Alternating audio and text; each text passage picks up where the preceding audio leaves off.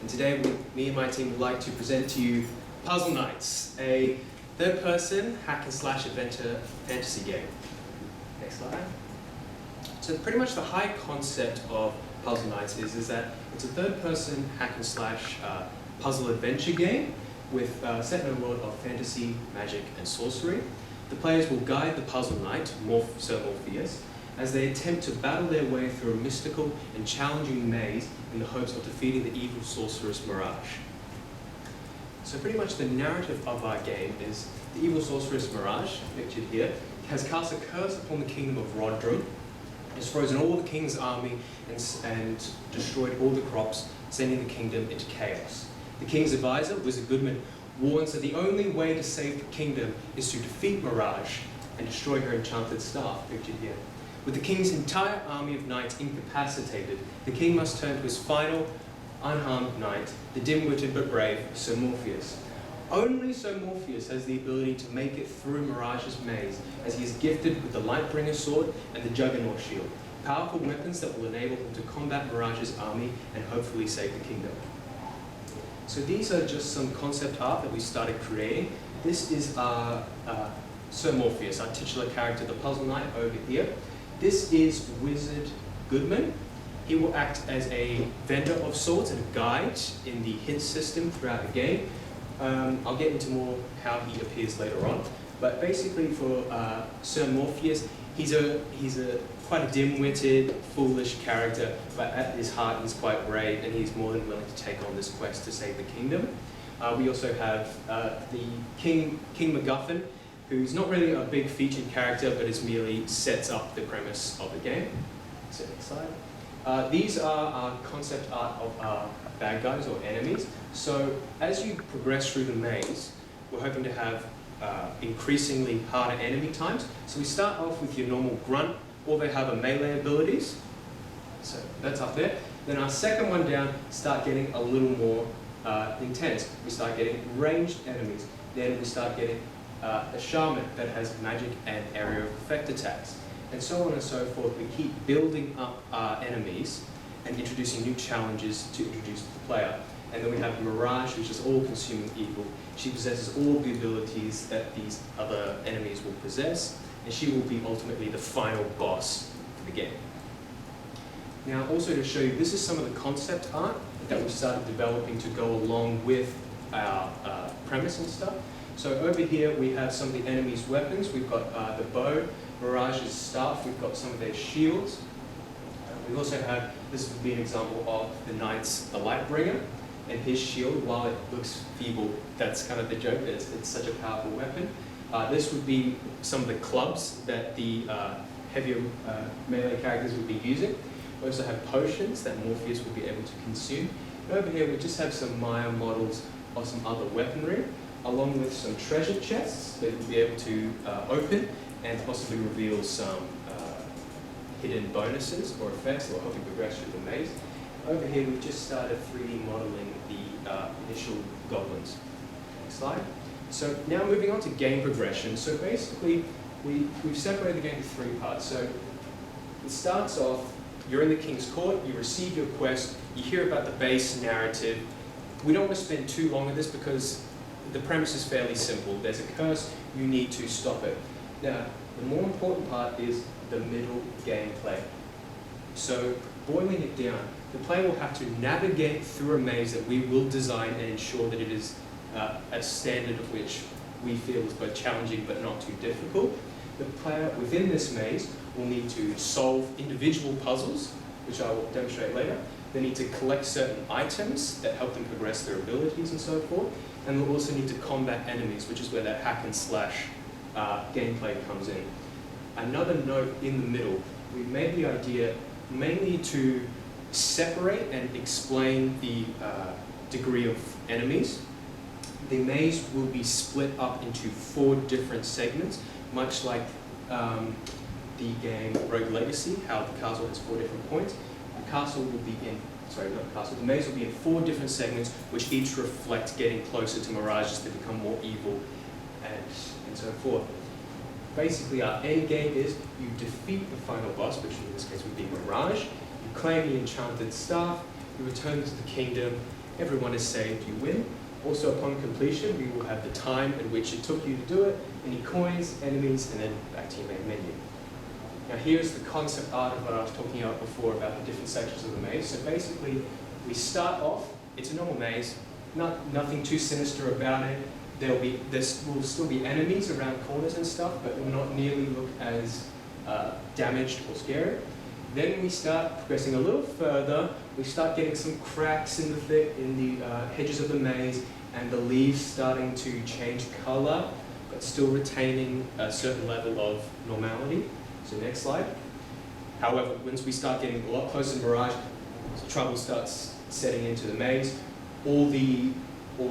That beautiful green grass is now going into an orange hue. It starts getting more evil. You have more pedestals, thorns, more holes in the bushes. Now there's torches being placed to actually brighten it because it's becoming so dark. And finally, this is right before you face Mirage. This is like the nightmare portion of the maze.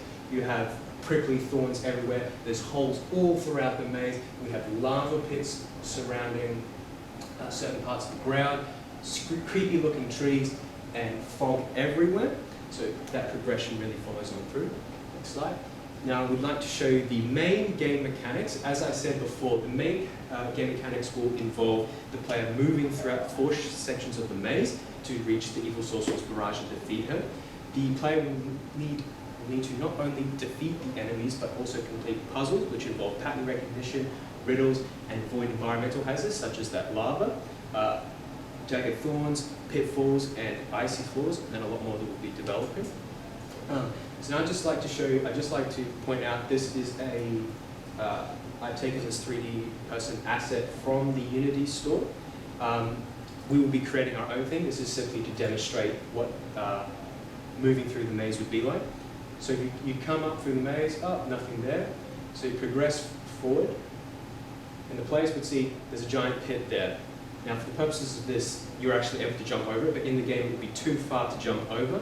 So I can't go that way, so I go this way. Obviously we'd have guiding lights to kind of drive the player towards us with a light here. Come around a corner, face 3 enemies.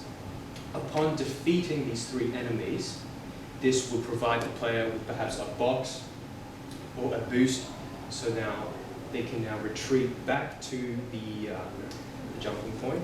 My little one will run, here it goes. So back to the jumping point, boom, makes it over.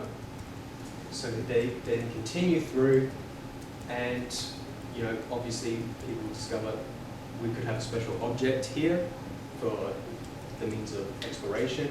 So finally they walk out and boom, maze is completed. So that's the end of that video.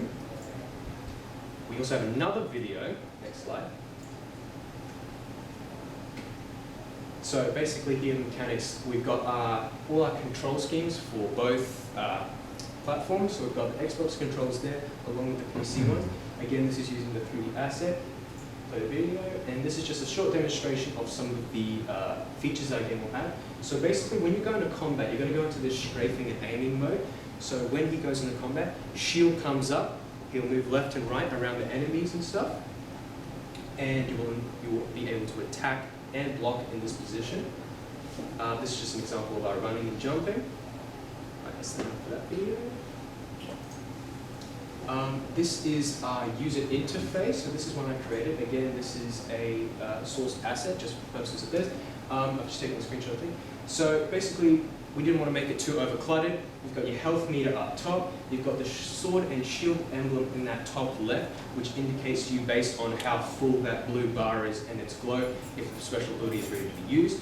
We've got a mini-map down the corner, which will, as you progress through the maze, as you can see, it's all black around the edges where you can't see. As you progress through the maze, that mist will slowly part away, and you'll be able to see some more pieces of the map as you walk through. This is just a quick example of our fighting mechanics. We didn't have a whole lot of time to fully create an entire animation for it. So over here, enemies will be able to attack your shield. Obviously, you can block it. So this is another example. You hit them, they just disappear, but that blocking comes into play, and they will also be able to block as well. Yep, so that's just a quick animation of them dying, and just an example of jumping over the pitfalls that will be featured throughout the game. Okay, so now going on to mechanics, I just want to show you quickly, I'm going to go through 3 puzzles that we've created. So the first one is basically a jumping puzzle. You've probably experienced it before.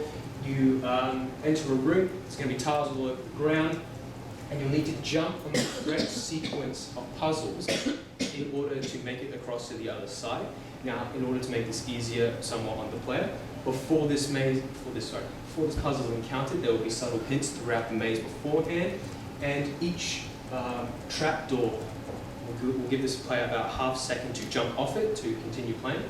So next one, this is a different puzzle. So basically you enter in this bottom floor. You see 4 blocks there, you don't know what they mean. However, when you progress to the top floor, you see they're all in a position here. Basically what this puzzle will involve is, being on the bottom floor, you will need to maneuver these blocks in order to create a safe path upstairs for you to walk across. So moving this block here, you'll need to move it up in order to create a safe passage across, and you'll need to keep switching back and forth to see how your progress is going. So the final puzzle, we still need a bit of refinement on this one.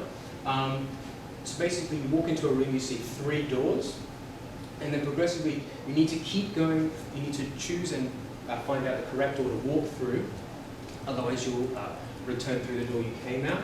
So basically you go through one door, it's the correct door, you go through another, the correct door, and you have 3 here. If you go back, the trick here is you need to come out the one you came through. A lot of puzzles kind of like anti-chamber, where you really need to start thinking about what you're doing and be more aware of the puzzle. And now finally onto feasibility. So basically our team skills are, we've got 3 animators and 3 programmers, and we also have Bryn on producing, game designing. We've also got him as a voiceover artist. We need to introduce voices into the game. We'll be using the game engine Unity, just for its feasibility.